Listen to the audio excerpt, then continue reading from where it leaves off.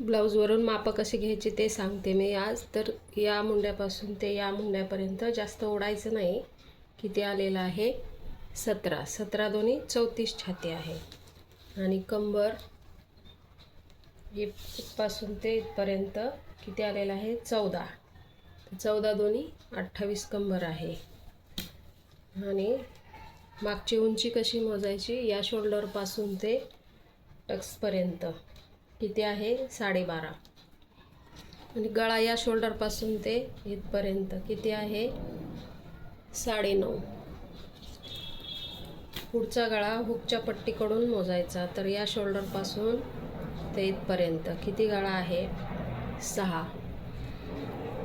तर स्लीव्ज आहे, स्लीव्ज अशी मोजायची इथपासून ते पर्यंत 5 आहे.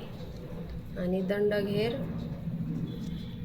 असा मोजायचा किती आहे 6.25.